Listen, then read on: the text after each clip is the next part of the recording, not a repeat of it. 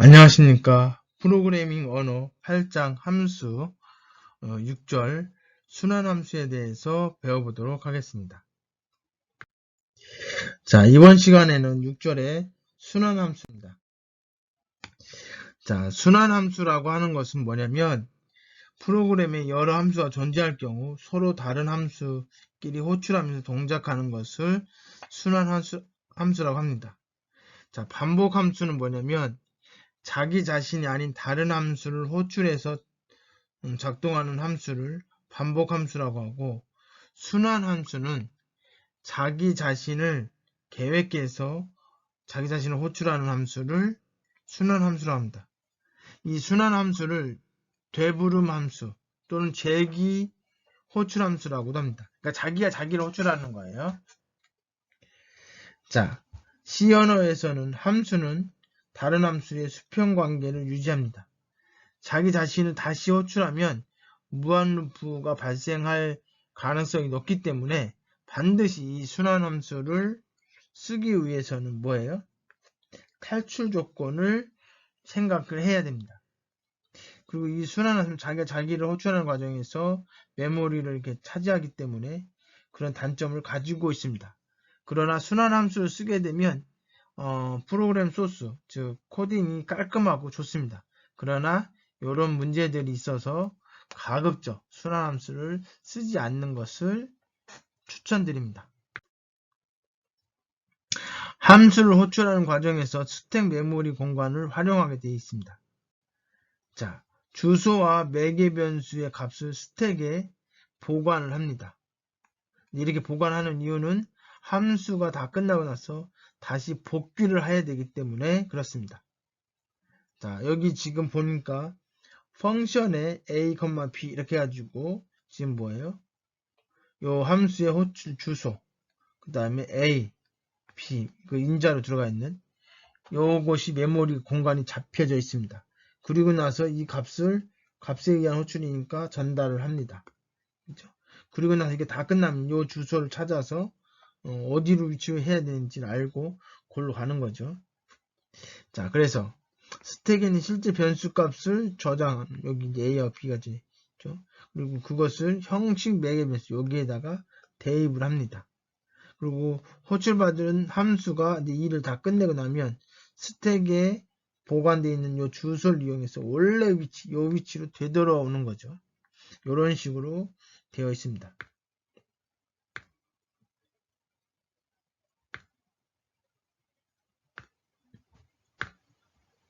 자, A하고 B가 이제 들어갔고요.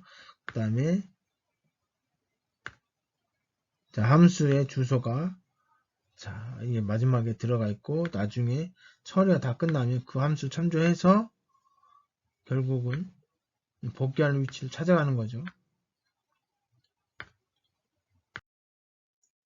자, 순환 함수를 그럼에도 불구하고 사용하면 좋은 점. 자, 아까도 이야기했듯이 순환 함수 사용하면 프로그램이 간결해지고 일정한 규칙을 반복해서 처리하기 때문에 더 쉽게 표현될 수가 있습니다. 특히 이제 팩토리얼 이런 거죠. 이런 것들이 순환 함수로 많이 쓰여집니다. 자, 예를 들어서 6팩토리얼이다. 그러면 이렇게 계산을 해야 되거든요. 그죠? 근데 이거는 사실은 여러분들이 고등학교 때 배웠는지 모르겠는데 n팩토리얼은 n 곱하기 n-1 팩토리얼 이렇게도 쓸 수 있습니다. 그러니까 n팩토리얼 구하라. 그러면 n 곱하기 n-1 똑같잖아요. 숫자만 틀렸지. 그러니까 인수만 값을 바꾸면 자기가 자기를 다시 호출할 수 있잖아요. 그죠? 이럴 때 순환함수를 쓸 수 있다는 거죠.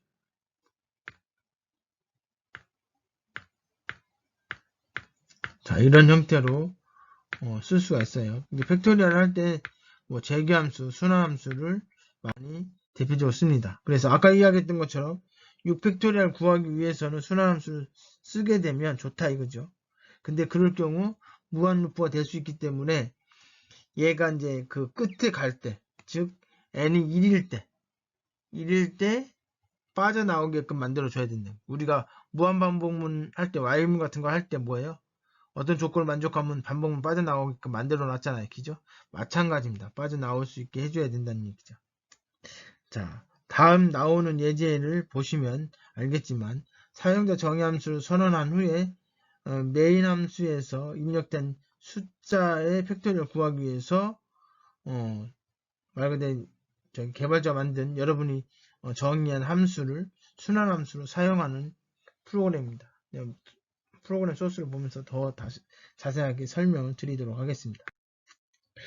자, 여기 보시면 값을 입력받고 그 값을 집어넣어서 팩토리얼 계산을 합니다. 얼마가 들어갈지 몰라요. 하여튼 그 뭐 10이면 10팩토리얼 구하라는 얘기잖아요. 그죠?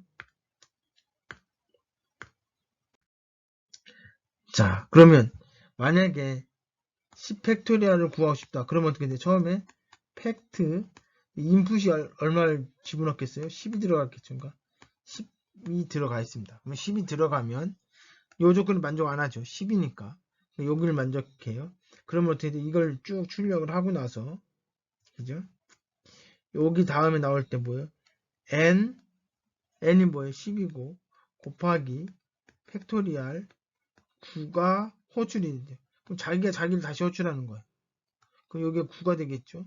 요건 만족 안 하는 이쪽 가면 뭐가 돼요? 8이 돼요. 그럼 이게 8을 집어넣어서 이게 8 이런 식으로 점점점 하다가 어떻게 1이 되는 순간 이 함수를 나가라는 얘기죠. 그러니까 이 함수의 처리가 다 끝났으니까 리턴해 주라는 얘기죠. 뭘로 리턴해 줘? 1을 리턴해 줘. 그러면 이게 어떻게 돼요? 10 뭐 팩트 9 이렇게 돼 있는데 이게 뭐예요? 10 팩트 아니 9 곱하기 팩트 8 그리고 이건 10 9 8 팩트 7 이렇게 되는 거죠. 그렇게 하다가 10 9 뜨뜨뜨뜨 해가지고 3 2가 되고 팩트 1이 될 거란 말이에요. 그럼 이 팩트 1이 여기 딱 들어가니까 뭐예요? 1이지. 1이 리턴 됐어요. 그럼 쭉 계산하면 요게 바로 10의 팩토리얼이 되는 거죠.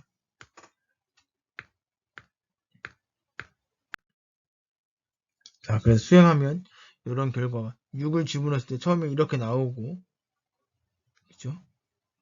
사실 팩토리얼에 빠진 거지. 그죠? 이렇게 나오고 요것이 호출돼서 이렇게 나오고 이런 식으로 그래서 결과적으로는 720이라고 하는 숫자가 출력이 됩니다.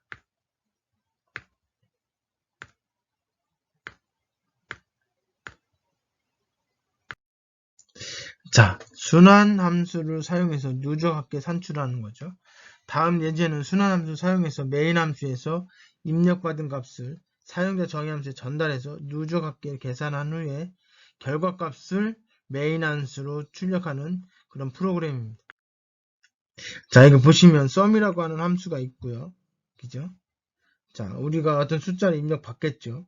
그리고 나서 해당 함수를 호출을 합니다. 합은 결과를 저장하는 공간이겠네요. 자, 그래서 이거 호출하게 되면 만약에 여기 5가 들어왔다 인풋에 그러면 sum 5가 이렇게 되겠죠. 여기 sum 5가 들어갈 거예요. 그러면 이거에 의해서 뭐 1이 아니니까 요게 리턴이 되겠죠. 그러면 어떻게 돼요? 5 더하기 sum 여기 CNT가 5니까 1을 뺐으니까 4죠. 그럼 이 함수에 의해서 다시 이렇게 들어오면 어떻게 돼요? 1이 아니니까 당연히 뭐예요? 이거 대신에 4 더하기 S 3이 되겠죠. 그죠? 이 값은. 자, 그런데 요것도 뭐예요? 함수를 호출했으니까 이가 결국 3 더하기 S 2. 그럼 다시 이렇게 들어오면 2 더하기 S 1이죠. 근데 S 1인데 얘가 호출되면 여기서 참이 되니까 2를 리턴하니까 1이 되는 겁니다. 역산으로 쭉 올라가다 보면 원하는 결과를 얻을 수가 있습니다. 그래서 항상 나가는 조건을 만들어 놔야 된다는 거죠. 300을 넣었을 때 결과가 이렇게 나온다고 되어 있습니다. 자, 이렇게 해서 순환함수를 마치게 되었는데요.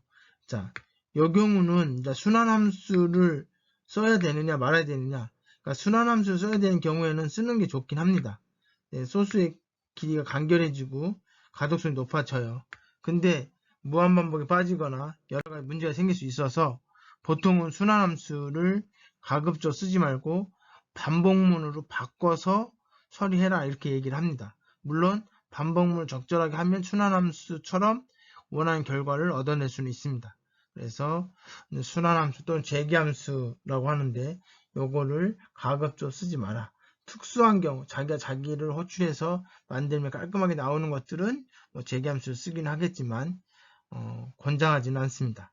자, 이렇게 해서 수업을 마치도록 하겠습니다. 수고하셨습니다.